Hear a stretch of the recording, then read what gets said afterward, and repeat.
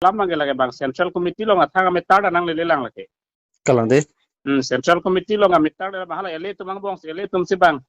Ala resolution ateng do, latum resolution ateng long kecepara jong si. Lo John Tom inactive lo pulutang te la bang so aku pede pasuntoi pusi latum halang hera long sila tum la bang so resolution jepapas. Acha. Latum ele afong ting ele si meeting radam kapre ya la non la ele pen he. Ini di pudo po pena bangke ad hon siri pena dik bange ha singhason pena dik me fuloni pulang fer la sonsi bang pala har lang fer long tila soal resolution bang cepapas. Oh, la so meeting lo alang litu mangken non si tong dunde dat bu yala di. Oh la citong de male citong de mane batai thom citong dunde dat pulutang te. Oh. Lagi hala so resolution long si bang separai te lang fer meeting long ti. Oh. Je ni lake pini sipsonan se pola melo kaprek munis tame la batai ke thom. Ciklu jong thomati ni ciklu jong pen batai si satu executive do tarik ke. Na so tarik ke bang bong jong si resolution ateng pen kroi kri pulutang te la bangke pasuntuk pu pini sipsonan se uhana lo kemane rajian timung tha kemane diuri teron tha kemane dolo kaprek members tu hata fungsi dunde pulutang te la so la member ke doan ar pudoan tum dunde pulutang te la so alam si satu resolution ya lagi central committee long danang lelela. Oh. Acha la non mitara lagi udah pulutang te kemane arpuafan pola malang han ki pasun parti ben sor puson tang te belegala alang li yong si active jong si aku claim tu puson te he pilong tulok tacang tu polo sita inactive bom pulutang te bang tapasunan kok he sim le si silam lo sim ta ki klojon thombang recharge kuri rilo pulutang te paso sim chilot logen te kalima taholo ai napul li nai pibang lal ha non aku isilam mai punam nang kok po Longkumar be Longkumar be ke lagi duel stars do apa ngalang li kada presiden pulo presiden bang kenang li bangge akata kenelang apot itu masal jaya gathara pudundak lo je nang li bangge vice president no nang li ke central committee long ke office secretary dak kam claim nai da dopik nang li la claim no dak aku the dak nang li do vice president no nai pusila solam ta pari dundo nang ngan ke arpu pasun polam ke lake ave lake la se media long komatong ipine la bani tum na chini ne der la he la to media ke pi bani tum arju lo arju hor lo la su ki pia bange la ke chok chi pusi kunang kok po ate Longkumar be ke ini anda no nanta alang li ke la bang so arpu ke do bom la oh do bom lang de ante no la tumi press meet long do la tum hala arpu aku ke chelong yi phan ko chuni ri do la sin na ko son long de la bang chuningri do polam la chuningri ke la ke press media pen chuningri nang ya kinang so da ve ke jong si ke phane claim ni pulotang te open si alang li phana hemdam si ba central committee penang chingwai puson de la bang chok de pulo sita la bang so a press meet ke do dera bang sa bo pine ta ki kingdom de son do ko ko si theglong rok lo ko da central committee to ma metar ta glela bang ele to metar lang ate central committee tum do don kok bang ke pine ka chi ton nam de son alang tum cepak lang puson si ang klang rok lo ko lam lo la bang ke pote la bang accept unidat popelo bon te na le tum non ma accept uno ne bang ke la ke ni tum central committee tum chingwai aku ni tum meeting doi hana tum non stik sedang alu hala ang tong bang 27 ar nian se apor pi puya hai la se media pe hang nang ke 27 pe na por ke 27 apor pi rara fan ke than nai ke rara fan jong si nang li jong si hok pet claim blotang ke press meet do set nang ni nang li hema lamu pen pulumati hema lolam ke la ke hema lo padobe na press meet do dam nang ne lo athe la ke rara long si paklang ke ni hen lo ke thek nai pu bhan mang ke la ke chok ti de ti rat han si kupine ke pamanghu po system si naklang rok la pa ning ke nang kok punelita lam bang ke non aja le che than no tabang so ke claim bang ke aprang si ke central committee tum da than information ave la bang to press meet do ke central committee tum da information ave la central committee tum hana ta nang chingwai ve da press meet nitum doi puta nitum arjulong le press meet biji la so puta puta nitum thang chini don de la ke bang pito aning hur petong bang kelem nila bang nitum tamang huprong lo alam bang ke ha itenon hala angtong bang ke arpu pen dola pon te angtong dudun ko ke son angtong bang ke na le tum pine central committee ko pine alang li phan ki pui lo pason dom ba la ke la party arona teng machini tum ta lang nang kok po ajara party long aron nasi lai mati ha party long disciplinary ke pini APSLC long det kali lo nanti hak tu nang pu hen ni fan à party long ke lason aron pat thiong dai no ako party long jong si aron aja long aron pat thi plot nang de klem jam dam jam dui ge di à Kongres long tapi ni ong gita dotto panasun zon bang 6 years bang ta bang aron teng pening sai lo sta bang kape gum da puduna to mara videl lo ake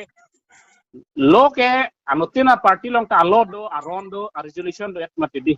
bang to resolution jong sinang ni claim thekte argu thekte budang de party long ke kroy don made ke ken mon kang tong de son sinang nang klang rok polak ke nonda isilam lo central committee akan aja no chingwai na helang ho sar dola ate laki ele meta pot ele pen sebanga pasun pot presiden apan itum cingkidam milang ke hopu itum press meet do de banga mat thek nei pon अच्छा asinili bangke la press meet ke do bangke la ke chok che delo pusinili jong do nak tong ai lam ke la pena la social media no tahang jo la vote abang la soteng bolote minus la vi polam ta dom chethan jo do ti oh chethan jo ke do kita iskelam dia ga thar sar itum hanang than nang pari ke de jai ga thar sar ke nil tum hanang than nang pari bangke la son hello nil tum ke hai noi rem noi karbia kherat kisung kupi ben itum kisung aret ma kupi posi tum adet kevir ma labang kichini nai pu bang si tum sarang tha keren ke hai ke lage rat long se jakong do mati ha nil tum central committee det ku chepang tang social ek thai gali rat tum sini tum han naing sai ji ni tum han si vote nang pi laki kang sai nai ke claim nang ji abang ke rat tum long se jakong do labang ni tum ke thak ji ke thak the rat tum aning hang hang he ke la ha tum si sini pu ha rat tum long se jakong do vote ki jok ke nang lini ari sanam jok ke sak jok pu punu dai mati ha kala lagi rat tum si bang sai po lagi nilipini jai ga thar sar long claim don polang lo ne faning nang do oji gali nang khala munit tum kupi si ke claim mahala si lai mati ha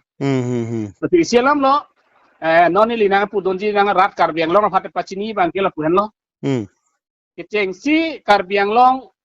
ke so men ing thanai buta jai ga thar si nang iza nilipini kursing tim nga joine ta ho sarkri long par general secretary joine pele kar biang long rat ke bang gali jai ga thar nang thanala misen busi pini rat ke bang non nang tong ti phan ka chini da jai ga thar sar long si claim don pura tum chini si ba non nili phan nga chini non bhai nga chin da jai ga thar sar long si lang tum claim bon ese jai ga thar mal lo tang de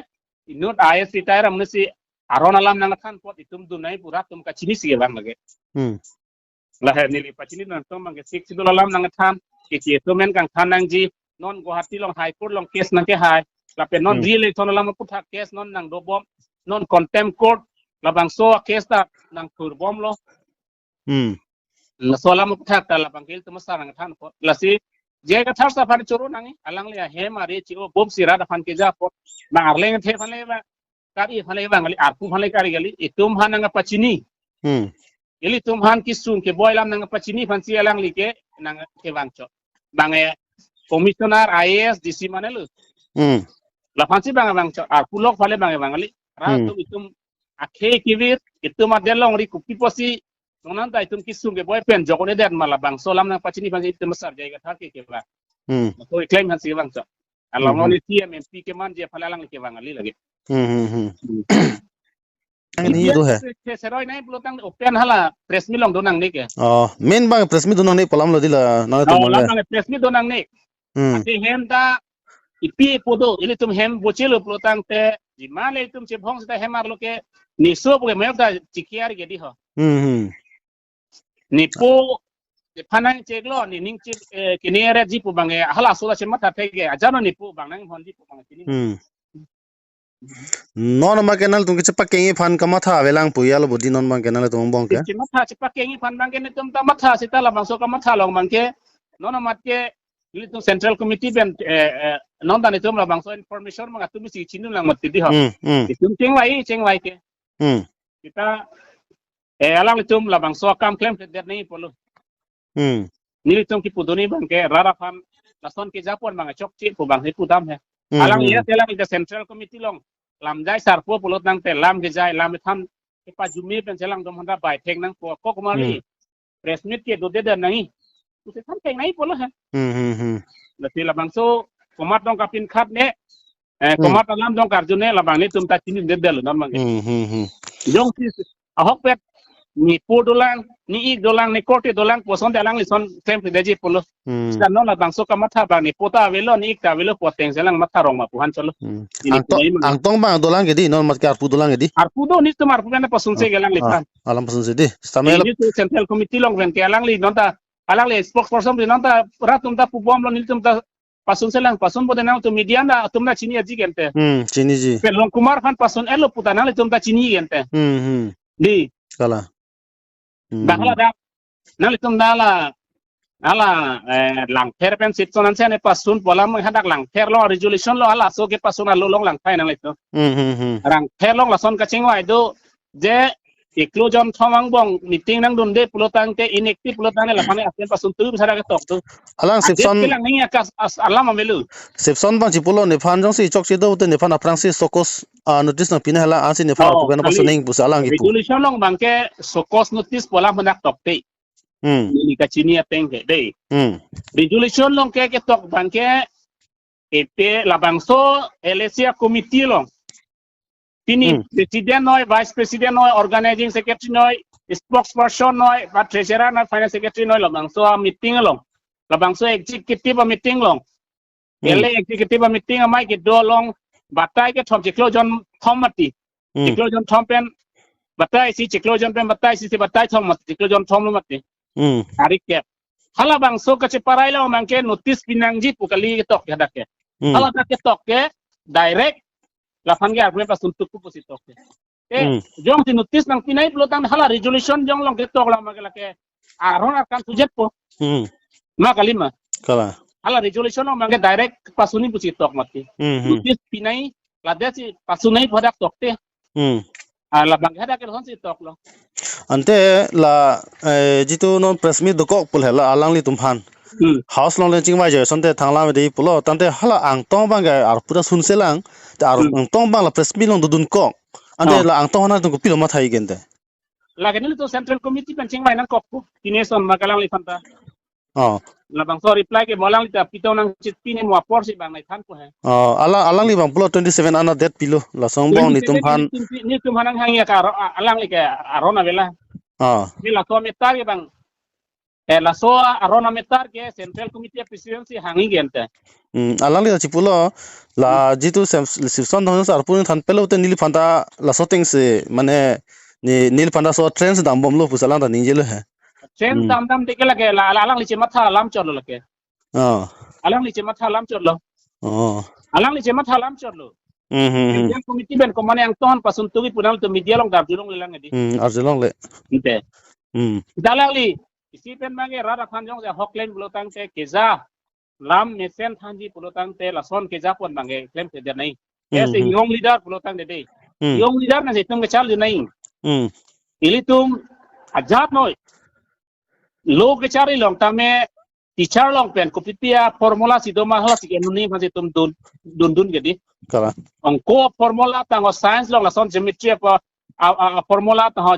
ko pipia formula ta hala teacher long tum enuni mati tum na to ke enuna porlang mati ha ili tunge loge thanja por kalilang ili tunge non loge chal dunenga porlang moni situ mandala bang so loge thanja pornang lige ho student open si loge thanji ke kalilang mati hamayap teacher ke kem nai apor do loge chal ini apor do labang so loge chal jong itu ke patikuk do pelotante ili to mohala so ke ili nang mangram duneji na ande normal ke nangli tum central committee pen ko pe message lo lang tong pen la sip son fana tum ki pg bangela jitu argument ni tum pachiri ne hela ni tum central committee ni tum ka ching hon tum pe selsia amai ko pen tum chingwai long lela ni tum abang so pusak na ka chingwai doi pen alang ni tum chok ke sitan ni tum abang solam ni tum labang ke ni tum ta discussion amang do vek ji Dovek do nang ko atera fan ahogalam detan ahogalam pachini nai la alam tum la solam mangi modam tum tame long ya report longi dan do nang bange isi benili alang tum han kachuningri mane kecupukang tung bangke la bang solam klem federa sonte tum karbiang long rak fan tum mesenang tek lagi polo dan non mangalang tum bensi kupine kamatha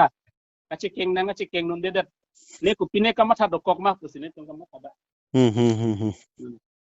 cháu là số phút thác lắm cái này non ning đúc luôn lấy chúng ta hè chân nãy tôi là top central committee mình là ning đúcเลยดิ ni là số lắm ngalang paklang non de này puluh malah ele committee tum do puluh tang de central committee tum bang pudun pon ni ele committee fan tum pulong lok pumat di non es ele fan committee ni pudamia along mangsa ko central committee spokesperson marja duntan puluh tang tejo lah hello je alamang